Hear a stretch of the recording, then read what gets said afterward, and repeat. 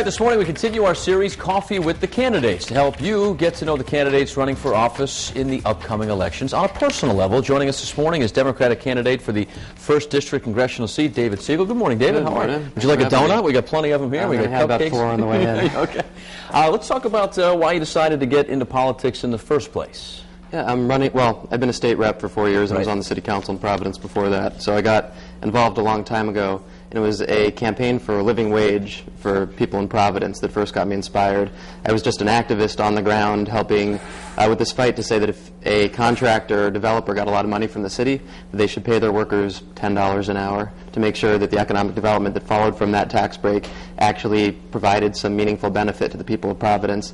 Got involved in that fight, ran for city council, worked on issues like that, the environment, affordable housing, education funding, moved on to the legislature, and did similar work for the last 4 years. So you've kind of been on the fast track here. You're making a big leap here, though. You're trying to make a big leap from the local to the big time, right? Yeah, and I'm running for Congress now in the 1st District in the race to replace Patrick Kennedy. So why did you choose now for this to run for this seat? Because I think we're at a really important moment in American history and in American politics where we need to decide as Americans, as Rhode Islanders, to stand up and push back against the ever-increasing power that corporations and the incredibly wealthy have over our system of governance.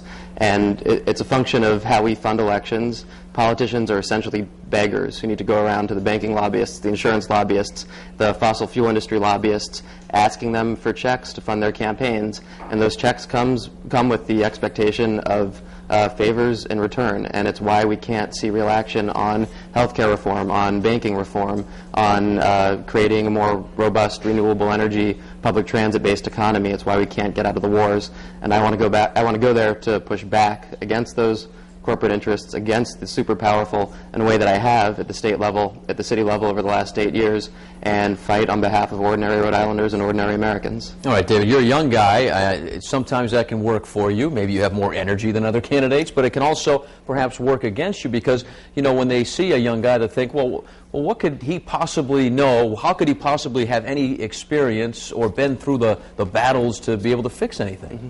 And having done this for 8 years, I've gotten laws passed on basically every single issue front. I've helped make it possible for wind turbines and solar panels to go up in the state, fighting National Grid to make that legislation happen. I've done anti-predatory lending legislation, anti-foreclosure legislation, successfully passed over the objection of the banks.